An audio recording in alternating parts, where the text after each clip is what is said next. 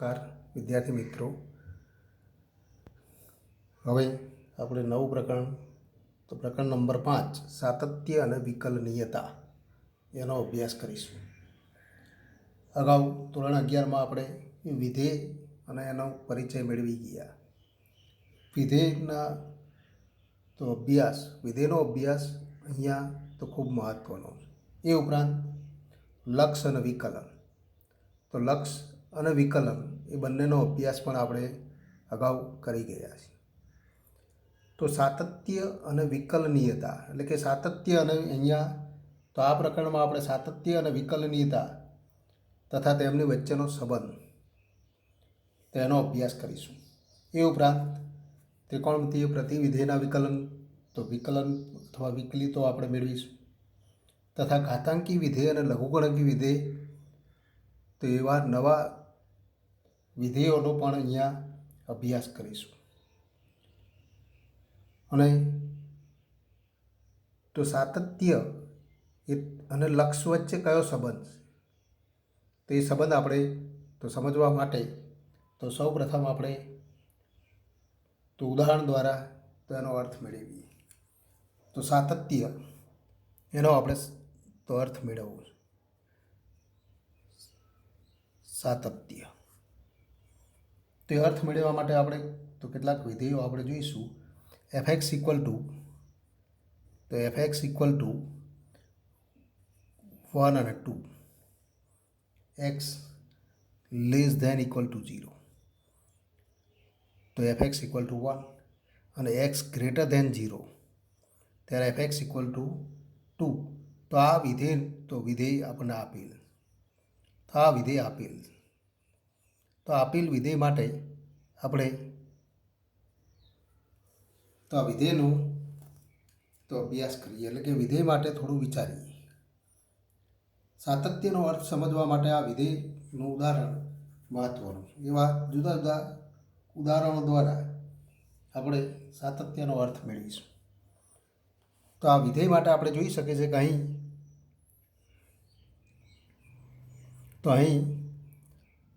તો આ વિધેય એનો પ્રદેશગણ કયો થાય તો અહીં x less than equal to 0 અને એક્સ ગ્રેટર ધેન 0 એવી તમામ કિંમતો, એટલે કે અહીં વિધેય f a x less than equal to 0 હોય તથા એક્સ ગ્રેટર ધેન 0 હોય, એટલે કે તો આપણે જોઈ શકીએ છીએ એટલે કે 0 અથવા 0થી નાની તમામ સંખ્યાઓ અને 0 કરતાં મોટી તમામ સંખ્યાઓ, એટલે કે તમામ વાસ્તવિક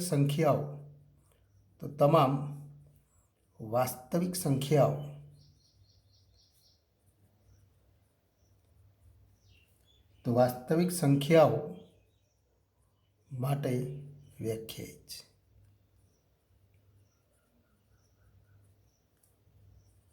એનો અર્થ કે એફનો પ્રદેશગણ આર છે, તો એફનો પ્રદેશગણ આર માટે તો આવા તો વિધેય માટે આપણે એનો આલેખ જોઈએ। તો એનો આલેખ દોરીએ તો અહીંયા આપણે જોઈ શકીએ છીએ કે વિધેયનો આલેખ તો એક્સ 0 અથવા 0થી નાની હોય એવી તમામ કિંમતો માટે આપણને તો અહીંયા તો આલેખ દોરીએ ત્યારે એના મળતા મૂલ્ય કયા મળે છે એ જોઈએ। તો આ એક્સ લઈએ અને આ તો વાય લઈએ, હવા એક્સ 0 અથવા 0થી નાની હોય, એક્સ 0 લઈએ ત્યારે તો એફ એક્સ ઇક્વલ ટુ 1, તો આપણે સ્કેલમાં આપ લઈએ આ 1 2 -1 -2, અહીંયા 1 2 3 4 -1 -2 -3, તો આ પ્રમાણે 0 1 2 3 4, અહીંયા તો -1 -2 -3 આ પ્રમાણે આપણે ઘટકો લખીએ।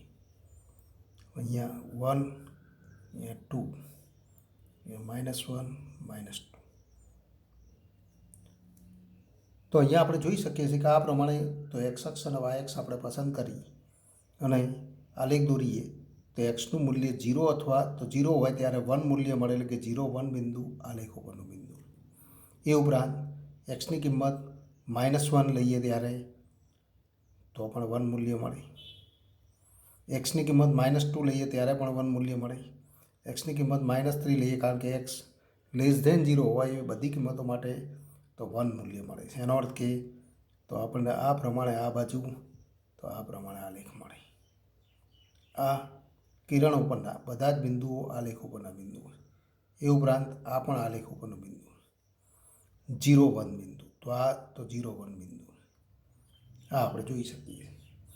એ જ રીતે એક્સની કિંમત 0 કરતાં મોટી લઈએ, 1 લઈએ તો 2 મળે, 2 લઈએ તો પણ 2 જ મળે, 3 લઈએ ત્યારે પણ 2 મળે, 0.1 લઈએ તો પણ 2 મળે, 0.5 લઈએ તો પણ 2 મળે, 0.3 4 5 6 બધી કિંમતો માટે તો 2 મળે, પણ 0 લઈએ ત્યારે તો 1 મળે. તો આ બિંદુ આલેખ ઉપરનું બિંદુ નથી. તો આને આપણે આ પ્રમાણે દર્શાવી શકીએ. તો આ વિધેયનો આલેખ આપણે જોઈ શકીએ. તો અહીંયા આપણે જોઈ શકીએ છીએ કે વિધેયનો આલેખ બે કિરણો સ્વરૂપે આપણને મળે. આ બંને કિરણો સ્વરૂપે મળે તો આવા વિધેયના આલેખ માટે સાતત્યનો અર્થ મેળવવો. વિધેય એ સતત છે એવું ક્યારે કહી શકાય, અથવા કોઈ ઘટક આગળ સતત છે એવું ક્યારે કહી શકાય? તો સાતત્યનો સાદો અર્થ તો સતત હોવું. સતત હોવું એટલે કે તો એનો અર્થ કે એનો આલેખ સળંગ હોવો. તો અહીંયા આપણે જોઈ શકીએ છીએ કે વિધેયનો આલેખ આ કિરણ ઉપરના તમામ બિંદુઓ માટે એ સળંગ છે. અહીંયા પણ સળંગ છે, પણ તો આ 0 બિંદુ આગળ આલેખ સળંગ નથી. તો આવું ક્યારે થાય? તો વિધેય સતત ન થાય એવું ક્યારે બને? તો એ અર્થ આપણે ઉદાહરણ દ્વારા સમજવું. તો સાતત્યનો સંબંધ લક્ષ્ય તો સાથે સંકળાયેલો. તો અહીંયા આપણે જોઈ શકીએ છીએ કે અહીં x = 0 લઈએ તો x = 0 માટે તો વિધેયનું મૂલ્ય f0 તો f0 = 1. તથા જો xનું મૂલ્ય 0 કરતાં મોટું લઈએ તથા તો x એ 0 કરતાં મોટો રહે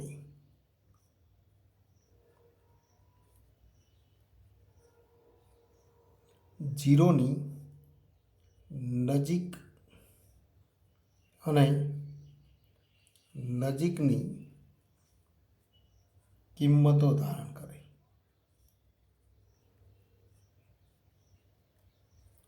એટલે કે આપણે લખી શકીએ કે જુદી જુદી કિંમતો આપણે લઈ શકીએ કે તો એ 1 થાય તો એક્સની કિંમત 1 લઈએ, ત્યારબાદ તો એથી નાની કિંમત 0.5 લઈએ. એટલે કે એક્સ એ તો 1 0.5 0.3 0.1 0.001 0.001 એમ આવી કિંમતો ધારણ કરે.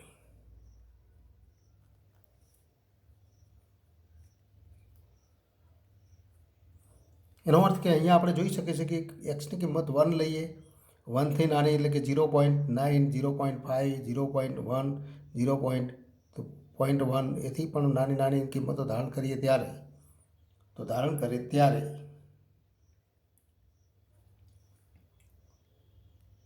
તો મળતા મૂલ્ય એટલે કે તો આવી કિંમતો માટે મળતા મૂલ્ય fxનું મૂલ્ય કયું મળે તો એ આપણે જોઈ શકીએ છીએ. ત્યારે તો મળતું fxનું મૂલ્ય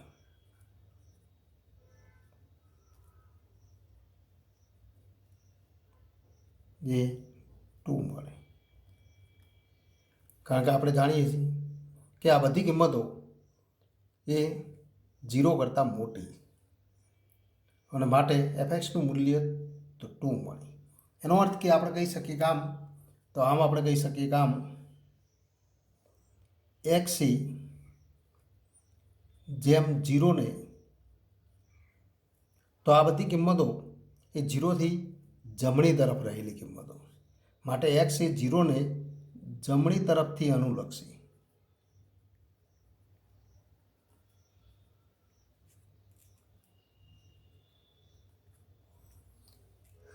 એક્સ એ 0ને જમણી તરફથી અનુલક્ષે એનો અર્થ કે અનુલક્ષે તેમ એફએક્સનું લક્ષ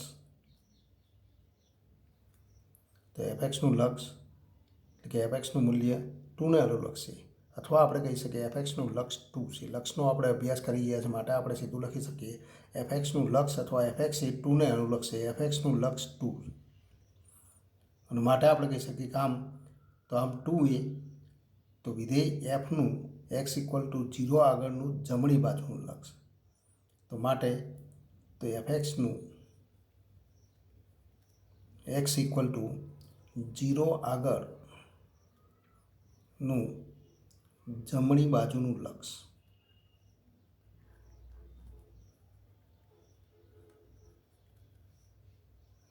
લક્ષ 2 છે એમ કહેવાય.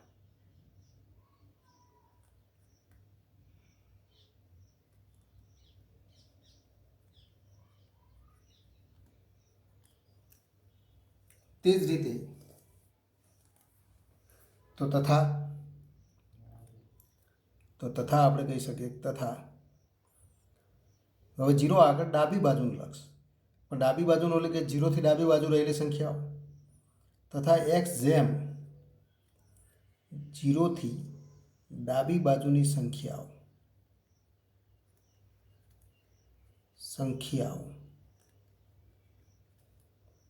ને કિંમત તરીકે ધારણ કરે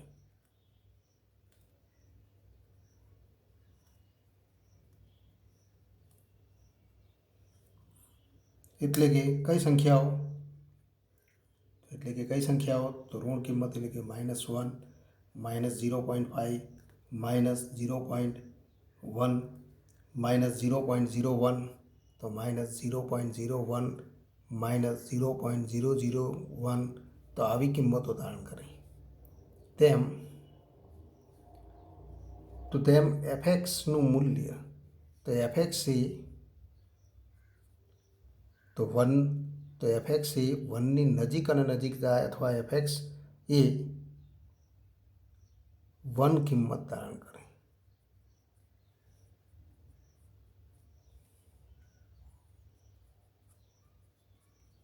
તેમ આપણે કહી શકીએ. કારણ કે આપણે જાણીએ છીએ કે અહીંયા તો એક્સ ઋણ તો આ બધી કિંમતો ઋણ છે અને ઋણ સંખ્યા માટે એનું મૂલ્ય તો અચળ મૂલ્ય 1 મળે માટે આપણે કહી શકીએ કે એફએક્સ એ તો કઈ કિંમત ધારણ કરે છે તો 1 કિંમત ધારણ કરે છે. એનો અર્થ કે માટે તો વિધેય એફનું એક્સ ઇક્વલ ટુ 0 આગળનું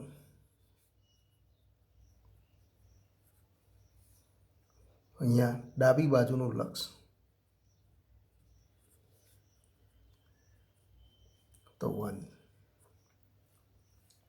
આમ આપણે જોઈ શકીએ છીએ કે અહીંયા એફએક્સ તો 0 આગળનું વિધેયનું મૂલ્ય 1 વિધેય એફનું એક્સ ઇક્વલ ટુ 0 આગળનું જમણી બાજુનું લક્ષ 2 અને ડાબી બાજુનું લક્ષ 1 તો આ ત્રણ કિંમતો પૈકી બે કિંમતો તો એક સરખી એટલે કે તો અહીં તો આપણે જોઈ શકીએ છીએ કે અહીં તે એફનું એક્સ ઇક્વલ ટુ 0 આગળનું ડાબી બાજુનું લક્ષ તો ડાબી બાજુનું લક્ષ એ એક્સ ઇક્વલ ટુ 0 આગળ વિધેય એફના મૂલ્યને સમાન છે. પરંતુ વિધેય એફનું એક્સ ઇક્વલ ટુ 0 આગળનું જમણી બાજુનું લક્ષ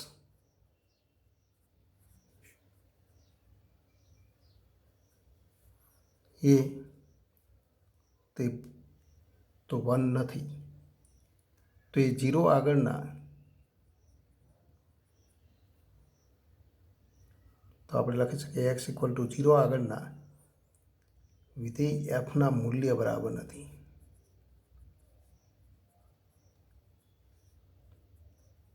મૂલ્યને સમાન નથી. તથા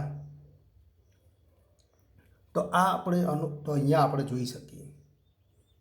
પણ વિધેય તો અહીંયા સતત થાય છે કેમ? તો સતત તો હોવું, સાતત્ય કોને કહી શકાય? તો વિધેયનો આલેખ જો આપણે પેન્સિલ ઉપાડ્યા સિવાય સમગ્ર આલેખનું આલેખન કરી શકીએ તો વિધેય એ આપેલ એના પ્રદેશ ગણમાં સતત છે એમ કહી શકાય. અને કોઈ બિંદુ એ સતત છે એમ ક્યારે કહી શકાય? તો એ બિંદુની આજુબાજુ રહેલા બિંદુઓ માટે, એટલે કે બિંદુની નજીકમાં જો એનો આલેખનું આલેખન કરવામાં આવે, એટલે કે આલેખ દોરવામાં આવે, તો જો એ બિંદુની આજુબાજુ આપણે સળંગ આલેખ દોરી શકતા હોય, પેન્સિલ ઉપાડ્યા સિવાય આલેખનું આલેખન કરી શકતા હોય, કે પેન ઉપાડ્યા સિવાય આપણે આલેખ દોરી શકતા હોય, તો આપણે કહી શકીએ કે બિંદુ આગળ વિધેય તો સતત વિધેય. તો અહીંયા આપણે જોઈ શકીએ છીએ કે અહીં વિધેય એફનો આલેખ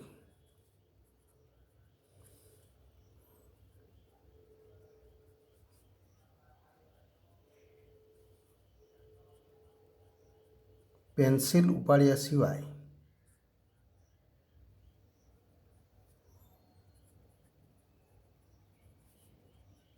દોરી શકાય નહીં. કારણ કે જો પેન્સિલ ઉપાડ્યા સિવાય આપણે અહીંથી આલેખની શરૂઆત કરીએ તો આ બાજુ અનંત અંતર સુધી આપણે દોરી શકીએ, પણ આ બાજુનો ભાગ આપણે ન દોરી શકીએ. અથવા અહીંથી શરૂઆત કરીએ તો અહીંયા તો આ બિંદુ સુધી આપણે આલેખ દોરી શકીએ, 0-1 બિંદુ સુધી આલેખ દોરી શકાય. ત્યારબાદ તો ફરી 0-2 બિંદુથી તો એ આલેખનું તો આપણે તો ફરી તો પેન્સિલ ઉપાડીને આ બિંદુથી ફરી આલેખનું આલેખન કરવું પડે. તો અહીંયા આપણે જોઈ શકીએ તથા અહીં જો આલેખનું આલેખન કરવામાં આવે, આલેખ દોરવામાં આવે,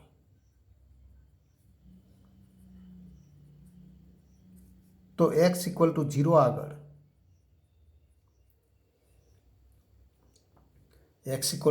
આગળ મળતા બિંદુ સુધી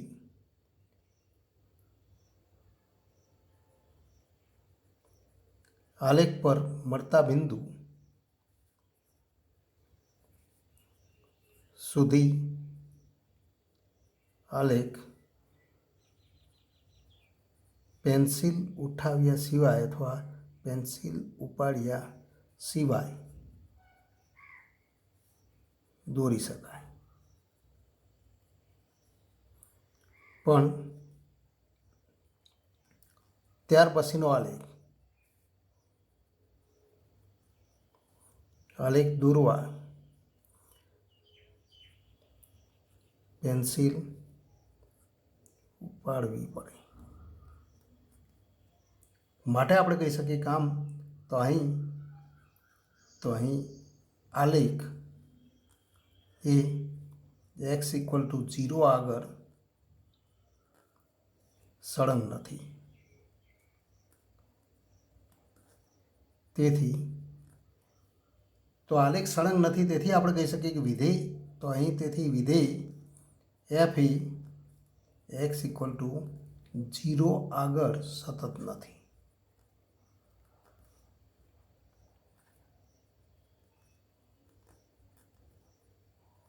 તો x = 0 આગળ સતત નથી, પણ એ સિવાયનું કોઈ પણ બિંદુ તો એના આગળ તો આલેખ આપણે સળંગ દોરી શકીએ છીએ. x = 2 લઈએ તો 2 આગળ તો 2ની આજુબાજુ નજીક રહેલા બિંદુ તો 2ની આ નિશ્ચિત બિંદુની આસપાસ તો આપણે આલેખ તો પેન્સિલ ઉઠાવ્યા સિવાય આપણે દોરી શકીએ. તો માટે આપણે કહી શકીએ કે જો કોઈ ઘટક एक्स माटे तो कोई घटक एक्स माटे आलेख पर मळता बिंदु मळता निश्चित बिंदु कारण के एक्स अहींया निश्चित लईए छे तो निश्चित बिंदु नी आसपास आसपासनो आलेख पेन उपाड्या सिवाय पेन उठाव्या सिवाय દોરી શકાય તો તે ઘટક x આગળ વિધેય સતત છે એમ કહેવાય।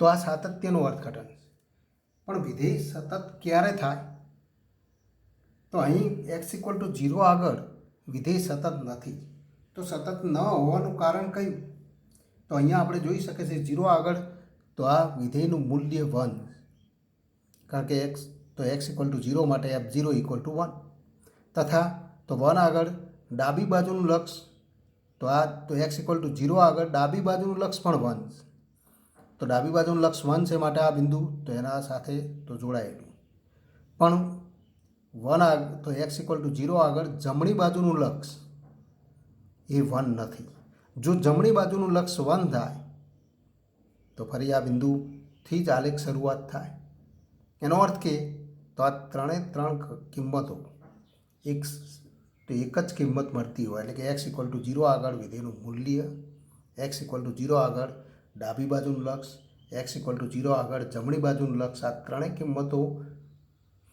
जो समान मळे तो आपणे जोई शकीए के तो आलेख सळंग मळवो जोईए। हवे जुदा जुदा उदाहरणों द्वारा आपणे जोईए।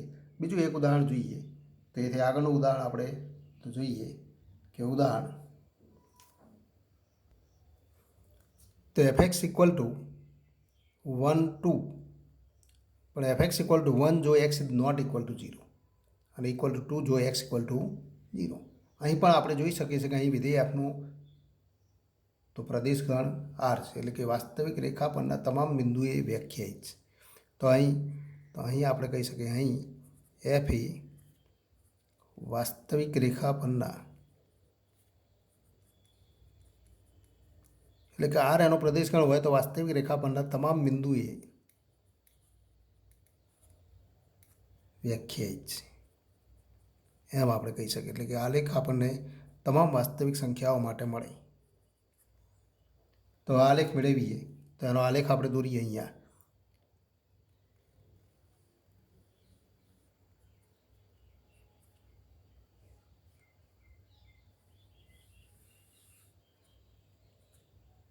एक्स अक्ष लईए वाय अक्ष किंमतों लईए 1 2 3 4 -1 -2 -3 -4 तो 1 2 3 4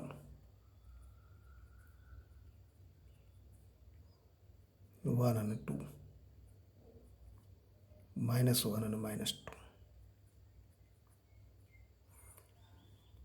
तो x is not equal to 0 x 0 सिवायनो घटक हो आ 0 हतो एक्स इक्वल टू 0 तो 2 એટલે કે 0 2 बिंदु आलेख ઉપરનો बिंदु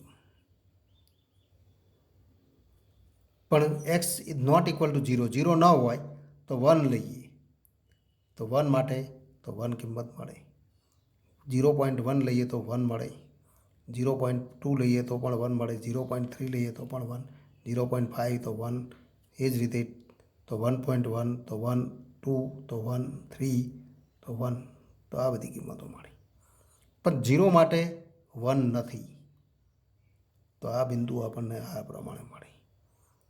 આ બિંદુ એ આલેખનો ભાગ નથી એમ કહી શકાય માટે આપણે એને વર્તુળ સ્વરૂપે દર્શાવીએ -1 લઈએ તો પણ 1 -0.5 લઈએ તો પણ 1 तो आ बाजू पण ए ज प्रमाणे तो बधा बिंदुओ मळशे એટલે કે આલેખ દોરીએ તો આલેખ આપણને આ સ્વરૂપે મળે।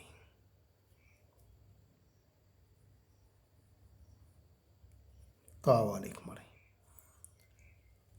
આ આલેખ એ રેખા નથી પણ રેખા ઉપરનું એક બિંદુ આલેખ ઉપર નથી પણ તો અહીંયા 0 2 બિંદુ એ આલેખ ઉપરનું બિંદુ, તો આ બિંદુ આપણે જોઈ શકીએ છીએ, જેના યામ લખીએ તો 0 2, આ 0 2 બિંદુ એ આલેખ ઉપરનું બિંદુ, પણ 0 1 બિંદુ આલેખ ઉપરનું બિંદુ નથી. તો આલેખ તો પેન્સિલ ઉઠાવ્યા સિવાય સમગ્ર આલેખનું આલેખન કરી શકાય? તો ન કરી શકાય. અહીંથી આપણે શરૂઆત કરીએ તો આ બિંદુ સુધી પહોંચીએ, પણ આ બિંદુથી તો આ બાજુનો આલેખ દોરવા માટે પેન્સિલ ઉઠાવવી પડે. એ ઉપરાંત આ બિંદુ પણ આપણે દોરવું પડે, એ પણ તો દોરવા માટે તો અહીંયા તો આપણે પેન ઉઠાવવી પડે. તો અહીં પણ આપણે જોઈ શકીએ છીએ કે અહીં x = 0 માટે તો x = 0 માટે તો 0 માટે આપણે ચર્ચા કરી છે. કેમ કે આલેખ ઉપરથી આપણે જોઈ શકીએ છીએ કે 0 આગળ આલેખ સળંગ નથી. તો આલેખ સળંગ ક્યારે ન થાય તો એના માટેની આપણે ચર્ચા કરીએ છીએ. અને જ્યારે તો એ સળંગ ક્યારે હોય તો સળંગ માટે આલેખ માટે પણ આપણે નિરૂપણ મેળવીશું કે x = 0 માટે તો અહીં આપણે જોઈ શકીએ છીએ f0 = 2 તથા આપણે કહી શકીએ કે લિમિટ x → તો 0 પ્લસ એટલે કે જમણી બાજુનું લક્ષ. તો આપણે જોઈ શકીએ છીએ x = 0 થી તો x = 0 થી જમણી તરફની કિંમતો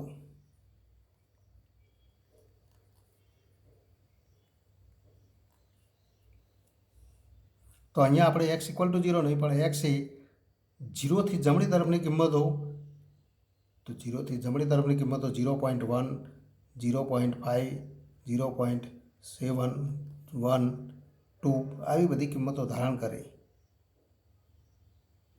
પણ આપણે ક્રમ ઉલટાવવો પડે. કેમ કે 0ની નજીકની કિંમતો લઈએ તો નજીકની કિંમતો પસંદ કરવાની છે. એટલે કે તો ક્રમિક રીતે 1 થી આપણે લખી શકીએ. આ બધી કિંમતો લખેલી છે એ કિંમતો 1 થી તો 0.01 0.01 એ પ્રમાણે લખીશું. તો કિંમતો આ પ્રમાણે લખીશું 1 0.5 0.1 0.00 તો 001 આ પ્રમાણે નાની અને નાની કિંમતો એટલે કે આ કિંમતો જેમ નાની થતી જાય એમ તો 0ની નજીક અને નજીકની કિંમતો મળે. તો x એ 0 થી જમણી તરફની એવી કિંમતો ધારણ કરે કે જે ખૂબ નજીક હોય ત્યારે તો fx એ તો કયું મૂલ્ય ધારણ કરે તો fx એ તો 0 થી નાની કિંમત હોય ત્યારે તો fx એ 1 તો 1 ને અનુલક્ષે એટલે કે તો 1 મળે.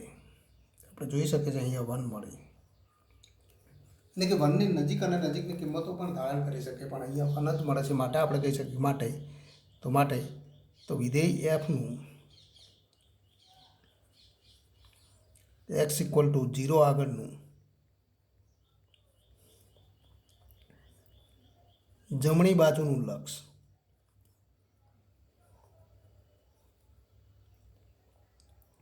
વન. અહીંયા આપણે 1 લઈએ ત્યારે 1 મૂલ્ય મળે, 0.5 લઈએ ત્યારે પણ 1. એથી નાની કિંમતો જેમ x એ 0ની નજીક અને નજીકની કિંમતો ધારણ કરે એમ fx એ તો ફરી તો 1ની તો નજીક જાય છે. માટે એનું લક્ષ 1 છે. તે જ રીતે x એ 0 થી ડાબી તરફની કિંમતો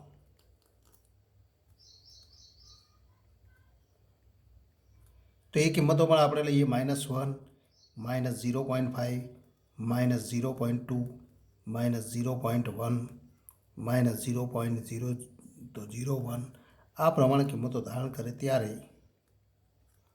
fxનું મૂલ્ય તો fxનું મૂલ્ય અથવા fx એ તો કઈ કિંમત ધારણ કરે છે તો fxનું મૂલ્ય 1 મળે. માટે આપણે કહી શકીએ માટે વિધેયનું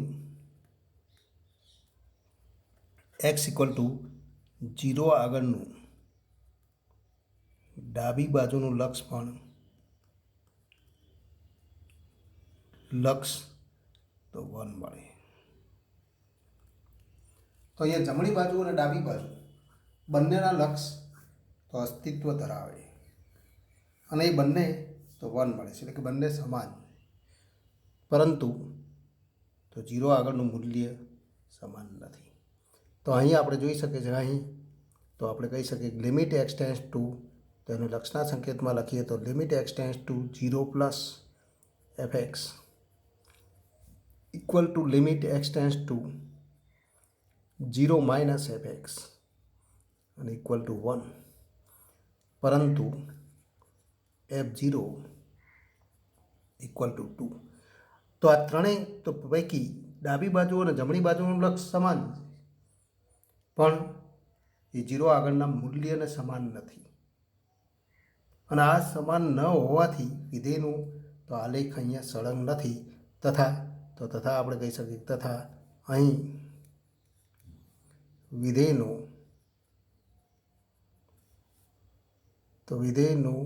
સમગ્ર આલેખ પેન્સિલ ઉઠાવ્યા સિવાય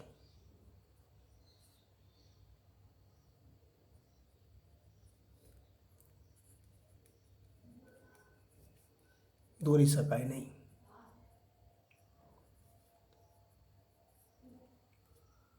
કારણ કે એક્સ ઇક્વલ ટુ 0ને અનુરૂપ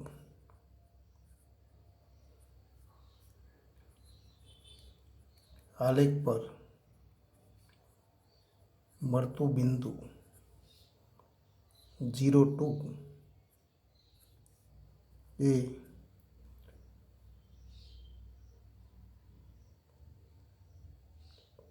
તો એનું નિરૂપણ કરવા પેન્સિલ ઉઠાવી જ પડે.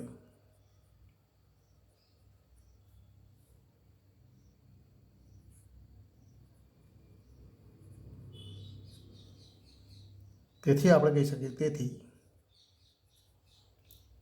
તો વિધેય સતત નથી. વિધેય એ એક્સ ઇક્વલ ટુ 0 આગળ સતત નથી. કારણ કે 0ની આજુબાજુ તો 0થી નજીક રહેલા બિંદુઓ માટે તો 0ના અનુરૂપ આ મળતું બિંદુ 0, 1 બિંદુ, તો 0, 1થી નજીક રહેલા બંને તરફના બિંદુઓને દોરવા માટે પેન્સિલ ઉઠાવવી પડે. અને તો બિંદુ પણ અહીંયા તો 0, 2 તો એ પણ દોરવું પડે. એટલે કે પેન્સિલ ઉઠાવ્યા સિવાય આ આલેખનું આલેખન કરી શકાય નહીં. તો વિધેયનો આલેખ ક્યારે સળંગ મળે? હવે ત્રીજું ઉદાહરણ જોઈએ. તો આ જ બધી કિંમતો હતી. એ જ કિંમતો માટે તો ફરી આપણે તો આ જ આલેખ માટે આપણે જો તો એક્સ ઇક્વલ ટુ 0 માટે મૂલ્ય 2 હતું, એની જગ્યાએ 1 કરી દઈએ. તો એક્સ બિલોંગ્સ ટુ આર માટે એફ એક્સ ઇક્વલ ટુ 1 તો અચળ વિધેય થઈ જાય. અને અચળ વિધેયનો આલેખ એફ એક્સ ઇક્વલ ટુ 1નો આલેખ તો આ સમગ્ર આલેખ મળે. અને ત્યારે આપણે જોઈ શકીએ છીએ કે જો 0 આગળ વિધેયનું મૂલ્ય 2 હતું, એને આપણે એના લક્ષના મૂલ્ય બરાબર, એટલે કે ડાબી બાજુ અને જમણી બાજુ મળતા બંને લક્ષ સમાન હતા, તો એના સમાન જો આપણે તે તો સ્વીકારી લઈએ તો આપણે કહી શકીએ કે આલેખ સળંગ થઈ જાય. તો અહીંયા આપણે કહી શકીએ બીજું ઉદાહરણ જોઈએ કે તો F x equal to 2x + 3. તો આનું તો એક્સ બિલોંગ્સ ટુ આર માટે તો આપણે તો ગણતરી કરીએ. તો અહીં f x equal to 2x + 3, x belongs to R. તો અહીં પણ એફ એ વાસ્તવિક રેખા પરના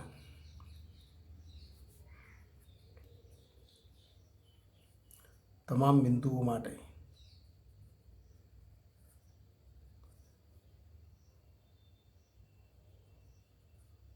વ્યાખ્યાયિત છે.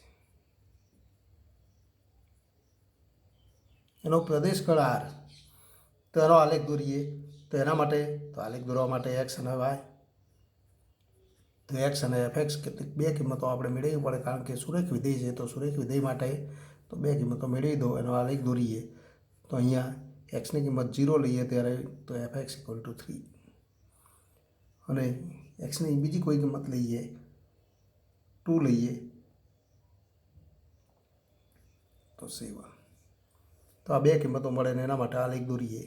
તો આ બે બિંદુઓને આધારે તો આપણે રેખા, એટલે કે અહીંયા રેખા તરીકે આલેખ આપણને મળે છે, માટે તો એ આલેખ દોરીએ.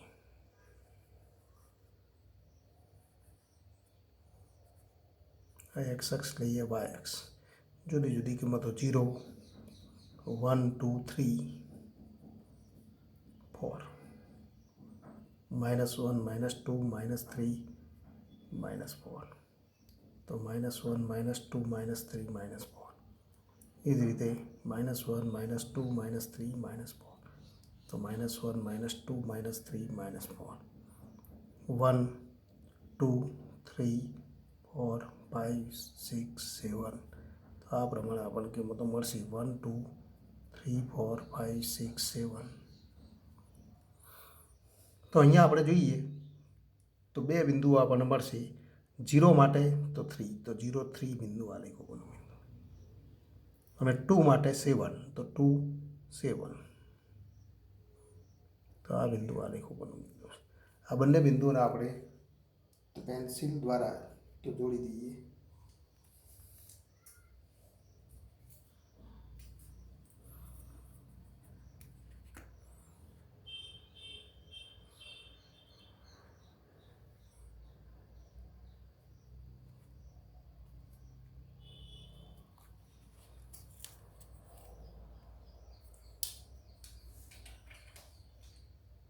તો અહીંયા આપણે જોઈ શકીએ છીએ કે આલેખ ઉપરનું કોઈ પણ બિંદુ આગળ 1 લઈએ તો 1 બિંદુ આગળ, તો આલેખની 1ની આજુબાજુ તો આલેખ આપણે તો પેન્સિલ ઉઠાવ્યા છે એ દોરી શકીએ છીએ. 0 માટે તો 0ની આજુબાજુ પણ દોરી શકાય છે. તો અહીંયા 0 માટે આપણે વિચારીએ કે અહીંયા x = 0 આગળ, તો અહીં આ આલેખ સળંગ છે. અહીંયા આપણે જોઈ શકીએ કે અહીં x = 0ની, તો 0ની, તો x = 0ને અનુરૂપ આલેખ પર મળતું બિંદુ, તો આલેખ પર મળતું બિંદુ કયું છે? 0 3. તો 0 3ની આસપાસ આલેખનું આલેખન પેન્સિલ ઉઠાવ્યા સિવાય